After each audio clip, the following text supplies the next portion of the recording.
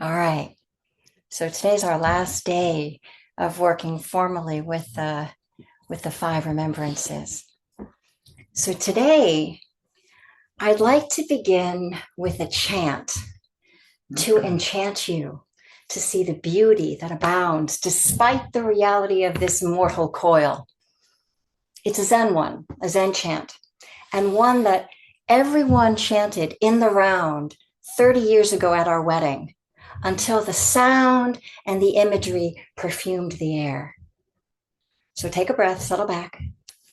And if you want, close your eyes. Those of you who know the chant, you're welcome to chant along. But here we go. We'll do it a couple times. All right.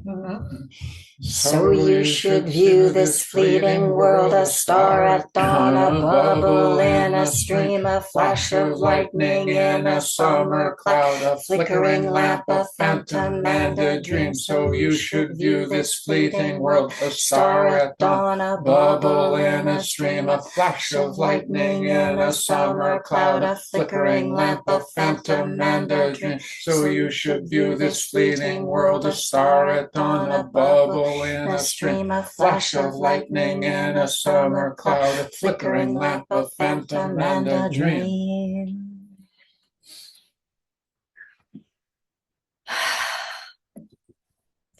So, aging, illness, death, loss, they'll all come to visit us. And still, there are these small miracles that happen. A star at dawn, a bubble in a stream, a flash of lightning in a summer cloud. Yet we are also inescapably responsible for all of the outcomes of our actions, for better and for worse. And still, these miracles happen all the time. And we will all experience the existential, unavoidable experiences of impermanence. Oh my goodness. And we could see them as real downers. Or we could see them as opportunities to bring forward the ordinary, pedestrian, mundane delights that await our noticing. So, where do you want to focus your attention? What would be most beneficial? Life is short, it's unpredictable. You never know what's going to happen. You never know how long you got. And the to-do list, well, that'll never be done. Never. And even after 30 years with this man, well, it'll never be enough. It'll never be enough time. That's the truth. So on the precipice of our 30th wedding anniversary, I could focus on the fact that we're aging, that these bodies aren't what they used to be, that our time on planet Earth is winding down. I could focus on our imperfections, of which there are many. Or I could not. I could choose to focus on something different. Why create more suffering? Why focus there? Why? Seeing the truth of how it is, seeing how life is short and precarious, I choose to love more. I choose to appreciate more. So as impermanence continues to nibble at impermanent, at permanent and forever, and I reflect on the meeting of 30 years with this man, I reflect on all that we have done, on all of the small but meaningful changes that we've made as we've learned from our mistakes. I see who we were, where we've come from. I see how much we've changed and grown and learned from the school of hard knocks. And I return to the shared vow that we made on our wedding to make magic out of the ordinary. Out of this radically impermanent world that we're immersed in, I choose, as Bill said on Monday, to be a bride married to amazement. 30 years and counting down, I am amazed and grateful each morning we wake up. And we give each other a high five. Because one day that won't be so, but it is today.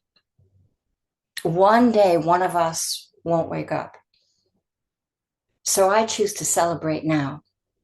I choose to remember, to deliberately remember that it won't always be so, because that sharpens my awareness of what is here now. I am amazed each day that we get to love each other, all of you, all the people, all of the animals, all the creatures, the plants.